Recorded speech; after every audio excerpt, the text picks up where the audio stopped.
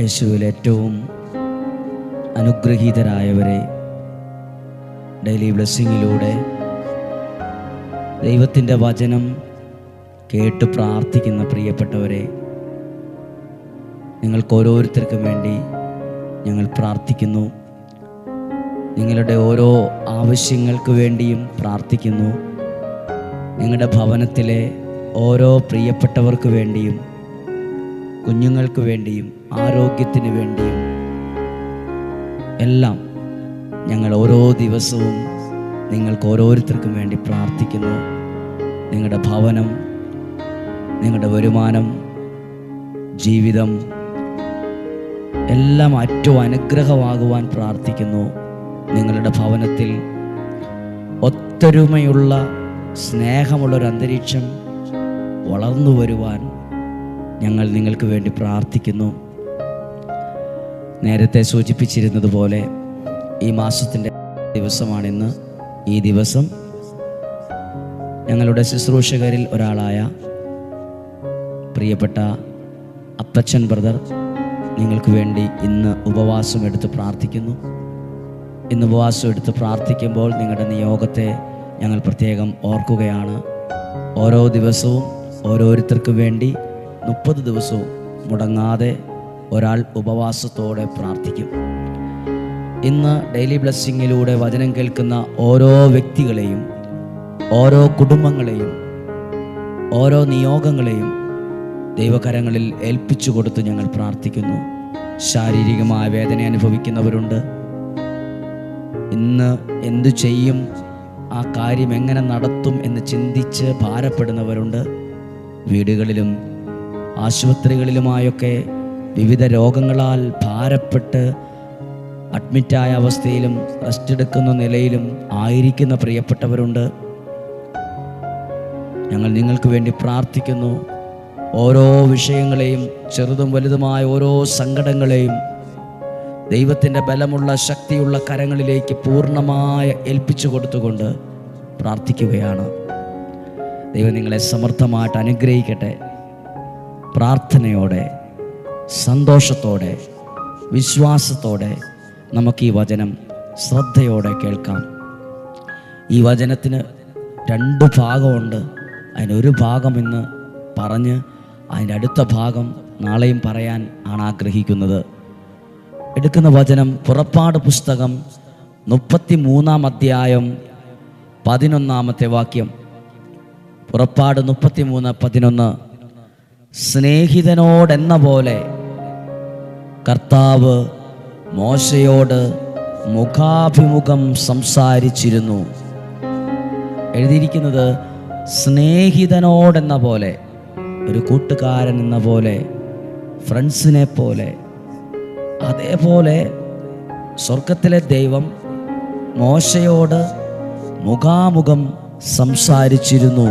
ഈ വചനം വായിക്കുമ്പോൾ നമുക്കറിയാം, ഇതുപോലെ ദൈവം സംസാരിച്ച വേറെ പ്രവാചകന്മാരില്ലായിരുന്നു. ഏറ്റവും വലിയൊരു അനുഗ്രഹമാണ്. ദൈവം മോശയോട് മുഖാമുഖം സംസാരിച്ചിരുന്നു. യോശുവ ഇത് കണ്ടിരുന്നു. അടുത്ത വാക്യം, മോശ പാളയത്തിലേക്ക് മടങ്ങിപ്പോകും. പ്രാർത്ഥന കഴിഞ്ഞ് മോശ മടങ്ങിപ്പോകും പാളയത്തിലേക്ക്. അപ്പോൾ അടുത്ത വാക്യം നോക്കൂ. എന്നാൽ അവൻ്റെ സേവകനും നൂനിൻ്റെ പുത്രനുമായ ജോഷുവ, മോശയുടെ സേവകനും നൂനിൻ്റെ പുത്രനുമായ ജോഷുവ എന്ന യുവാവ്, ഒത്തിരി വയസ്സായ ഒരാളെന്നല്ല, യുവാവ്, ചെറുപ്പക്കാരൻ, നൂനിൻ്റെ പുത്രനും മോശയുടെ സേവകനുമായ ജോഷുവ എന്ന യുവാവ് ആ കൂടാരത്തെ വിട്ടുപോയിരുന്നില്ല. കൂടാരം, ഏത് കൂടാരം? മോശ ദൈവത്തോട് സംസാരിച്ചിരുന്ന ആ ദൈവ സാന്നിധ്യത്തിൻ്റെ കൂടാരം, ദൈവാനുഗ്രഹത്തിൻ്റെ കൂടാരം. ആ ബന്ധം ജോഷുവ കളഞ്ഞിരുന്നില്ല. പ്രിയപ്പെട്ടവരെ, ജോഷുവ എന്ന ചെറുപ്പക്കാരൻ ആ കൂടാരത്തെ വിട്ടുപിരിഞ്ഞിരുന്നില്ല. അതുപോലെ ഇതിനൊത്തിരി അനുഗ്രഹമുണ്ട്. ഇതിന് ദൈവം കൊടുത്തൊരു പ്രതിഫലമുണ്ട്. ഇങ്ങനെ വിട്ടുപിരിയാതെ നിൽക്കുന്നവരാ ശരിക്കും നമ്മളും ദിവസവും മുടങ്ങാതെ വചനം കേൾക്കുമ്പോൾ ആ ദൈവത്തോടുള്ള ബന്ധം, ദൈവവചനത്തോടുള്ള ബന്ധം വിട്ടുപിരിയാതെ സൂക്ഷിക്കുന്നവരാണ് നമ്മൾ. നമ്മളെ കാത്തിരിക്കുന്ന ഒരു അനുഗ്രഹമുണ്ട്. നമുക്ക് വേണ്ടി ദൈവം ഒരുക്കുന്ന ചില നന്മകളുണ്ട്. ജോഷുവ എന്ന ചെറുപ്പക്കാരൻ, നൂനിൻ്റെ പുത്രനായ ജോഷുവ ദൈവ സാന്നിധ്യത്തിൻ്റെ കൂടാരത്തെ വിട്ടുമാറിയിരുന്നില്ല. ആരും വഴക്ക് പറഞ്ഞിട്ടൊന്നുമല്ല, ഒച്ച വച്ചിട്ടോ ബഹളം വച്ചിട്ടോ പേടിപ്പിച്ചിട്ടോ ഒന്നുമല്ല. ആ ഒരു ദൈവിക പ്രചോദനം അനുസരിച്ച് ആ ദൈവ സാന്നിധ്യത്തെ, ആ ദൈവാനുഗ്രഹത്തെ ജോഷുവ ഒത്തിരി അംഗീകരിച്ചിരുന്നു, ഉൾക്കൊണ്ടിരുന്നു, ബഹുമാനിച്ചിരുന്നു. ഇങ്ങനെ വിട്ടുപോകാതെ ജോഷുവ ആ ദൈവകൂടാരത്തെ, ദൈവ സാന്നിധ്യത്തെ സൂക്ഷിച്ചതുകൊണ്ട് ദൈവം ജോഷുവായ്ക്ക് കൊടുത്ത ഒരു അനുഗ്രഹം എഴുതിയിട്ടുണ്ട്. അത് ജോഷുവയുടെ പുസ്തകം 1-ാം അധ്യായം 5-ാമത്തെ വാക്യമാണ്. ഈ ജോഷുവയോട് ദൈവം പറയുവാണ്, നിന്റെ ആയുഷ്കാലത്തിൽ ഒരിക്കലും ആർക്കും നിന്നെ തോൽപ്പിക്കാൻ കഴിയുകയില്ല. ദൈവത്തോട്, ദൈവ സാന്നിധ്യത്തോട്, ദൈവവചനത്തോട് വിട്ടുപിരിഞ്ഞിരുന്നില്ല. അതേപോലെ ഒരു ബന്ധം യുവാവായ ജോഷുവ സൂക്ഷിച്ചിരുന്നു, നിലനിർത്തിയിരുന്നു.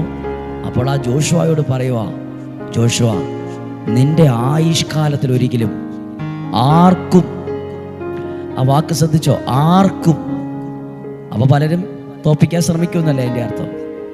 പല വ്യക്തികളും, പല ശക്തികളും, പല സാഹചര്യങ്ങളും, പല പ്രതിസന്ധികളും നിന്നെ തോൽപ്പിക്കാൻ നോക്കും. പക്ഷേ ആർക്കും, ഒന്നിനും, നിന്റെ ആയുഷ്കാലം, ലൈഫ് ലോങ്, നീ ജീവിതകാലത്ത് ഒരിക്കലും ആർക്കും നിന്നെ തോൽപ്പിക്കാൻ കഴിയുകയില്ല, സാധിക്കില്ല. കാരണം ഞാൻ മോശയോടുകൂടെ എന്ന പോലെ നിന്നോടുകൂടെയും ഉണ്ടായിരിക്കും. അടുത്തതാണ്, ഒരിക്കലും നിന്നെ കൈവിടുകയില്ല. പ്രിയപ്പെട്ടവരെ, ഒരിക്കലും എന്നെഴുതിയിട്ടുണ്ട്, ആർക്കും എന്നെഴുതിയിട്ടുണ്ട്. 2-3 വാക്കുകളുണ്ട് അതിനകത്ത്. ആർക്കും തോൽപ്പിക്കാൻ സാധ്യമല്ല, ഒരിക്കലും കൈവിടുകയില്ല, ശക്തനും ധീരനുമായിരിക്കുക. ഞാൻ മോശയോടുകൂടെ എന്ന പോലെ, അതേപോലെ നിൻ്റെ കൂടെ ഉണ്ടായിരിക്കും. ആർക്കാണ് ദൈവം ഈ ഒരു അനുഗ്രഹത്തെ കൊടുത്തെന്നറിയാമോ? എങ്ങനെയാലും ജീവിച്ച ഒരാൾക്കല്ല. ദൈവത്തോട്, ദൈവിക സംവിധാനത്തോട് എല്ലാം എതിർക്കുകയും വിമർശിക്കുകയും ചീത്ത പറയുകയും ചെയ്യുന്ന ഒരാൾക്കല്ല.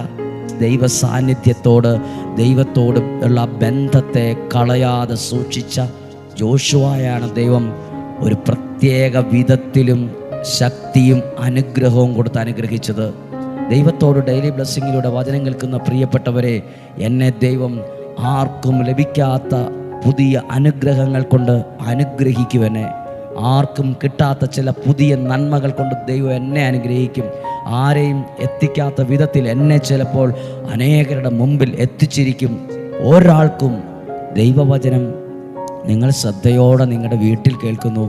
നിങ്ങൾ ഏത് പ്രായത്തിലുള്ള ആളാണ് കേൾക്കുന്നത് എന്ന് എനിക്കറിയില്ല. പക്ഷേ ആരായിരുന്നാലും ഓർത്തുകൊള്ളുക, ആർക്കും നിന്നെ തോൽപ്പിക്കാൻ കഴിയാത്ത വിധം അസാധാരണമായൊരു ദൈവശക്തിയാണ് കേട്ടുകൊണ്ടിരിക്കുന്ന നിന്നിൽ നിറയുന്നത്, നിൻ്റെ ഭവനത്തിൽ നിറയുന്നത്, തലമുറയിൽ നിറയുന്നത്, നിങ്ങളായിരിക്കുന്ന സ്ഥലത്ത് നിറയുന്നത്, നിങ്ങളുടെ പ്രവർത്തന മേഖലകളിൽ നിറയുന്നത്, വരുമാന മാർഗത്തിൽ നിറയുന്നത്, പഠന മേഖലയിൽ നിറയുന്നത്, വരുമാന മാർഗത്തിൽ നിറയുന്നത്.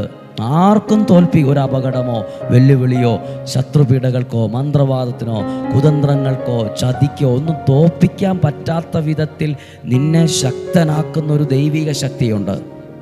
ആർക്കും നിന്നെ തോൽപ്പിക്കാൻ കഴിയില്ല. അതിന് ജോഷുവ ഇതിന് മാത്രം എന്താ ചെയ്തേ? ഒറ്റ കാര്യം ചെയ്തിട്ടുള്ളൂ. ആ ദൈവ സാന്നിധ്യത്തിൻ്റെ കൂടാരത്തെ യുവാവായ ജോഷുവ വിട്ടുപിരിഞ്ഞിരുന്നില്ല.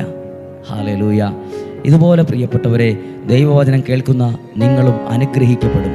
അസാധാരണമായ വിധത്തിൽ നിങ്ങളുടെ കുടുംബം പുറകോട്ട് പോകുന്നല്ല, മുന്നോട്ട് പോകും. നിങ്ങളുടെ ഭാവി തകർന്നു പോകുന്നല്ല, നിങ്ങളുടെ ഭാവി വിജയിക്കും. ഇതറിവല്ല, ഇത് തിരിച്ചറിവാണ്. അറിവിനേക്കാൾ ഇന്ന് വേണ്ടത് തിരിച്ചറിവാണ്. ദൈവം ആരാന്നുള്ള അറിവുണ്ട്, പക്ഷെ ദൈവം ആരാന്നുള്ള തിരിച്ചറിവാണ് ഇന്ന് വേണ്ടത്. വചനം എന്താന്നുള്ള അറിവുണ്ട്, വചനം എന്താന്നുള്ള തിരിച്ചറിവാണ് ഇന്ന് വേണ്ടത്. അത് ഈ വചനത്തിലൂടെ ലഭിക്കും. ഹല്ലേലൂയ. ഇന്ന് നിങ്ങൾക്ക് വേണ്ടി ഞങ്ങളിൽ ഒരാൾ, പ്രിയപ്പെട്ട അപ്പച്ചൻ ബ്രദർ, ഉപവാസമെടുത്ത് പ്രാർത്ഥിക്കുന്ന ദിവസമാണ്. ഞങ്ങൾ നിങ്ങൾക്ക് വേണ്ടി പ്രാർത്ഥിക്കുന്നു. പ്രിയപ്പെട്ടവരെ, ഈ വ്യാഴാഴ്ച മുതൽ, ഈ ഫെബ്രുവരി മാസം മുതൽ അല്പം ടൈം ടേബിളിന് വ്യത്യാസമുണ്ട്. 2 ദിവസത്തെ ധ്യാനത്തിന് വ്യാഴാഴ്ച രാവിലെ 9 മണിക്ക് പരിശുദ്ധ കുർബാന എഴുന്നള്ളിച്ച് ആരാധന ആരംഭിക്കും. 9:30 കൗൺസിലിംഗ് ആരംഭിക്കും. 12:30 വേളാങ്കണ്ണി മാതാവിനോടുള്ള പരിശുദ്ധ അമ്മയുടെ മാധ്യസ്ഥം തേടി 12:30 നൊവേന ചൊല്ലി പ്രാർത്ഥിക്കും. 1 മണിക്ക് ഭക്ഷണം, 1:45 വീണ്ടും കരുണയുടെ ജപമാല ചൊല്ലി ശുശ്രൂഷകൾ ആരംഭിച്ച് 3:45 കാപ്പി കുടിച്ച് 4:15 ജപമാല, 5 മണിക്ക് വിശുദ്ധ കുർബാന, 6:15 6:20 വിശുദ്ധ യൂദാശ്രീകയുടെ മാധ്യസ്ഥതയിൽ നൊവേന ചൊല്ലി ശുശ്രൂഷകൾ മുന്നോട്ട് പോകുന്നു. അങ്ങനെ വ്യാഴവും വെള്ളിയുമാണ്. വ്യാഴാഴ്ച വരുന്നവർ തീർച്ചയായും ബുക്ക് ചെയ്യണമേ എന്ന് ഓർമ്മിപ്പിക്കുന്നു. നിങ്ങൾ ഞങ്ങൾക്ക് വേണ്ടി പ്രാർത്ഥിക്കണം. ഓരോ ദിവസവും ദൈവം അനുഗ്രഹമാക്കി മാറ്റുന്നുണ്ട്. സാധ്യമായ എല്ലാവരെയും ഈ വചനം കേൾപ്പിക്കുക, അറിയിക്കുക. ദൈവം അനുഗ്രഹിക്കട്ടെ. ഈശോയുടെ നല്ല ആശീർവാദം സ്വീകരിക്കാം. നമ്മുടെ കർത്താവ് ഈശോ മിശിഹായുടെ കൃപയും പിതാവായ ദൈവത്തിൻ്റെ സ്നേഹവും പരിശുദ്ധാത്മാവിൻ്റെ സഹവാസവും നിങ്ങളോട് കൂടെ ഉണ്ടായിരിക്കട്ടെ.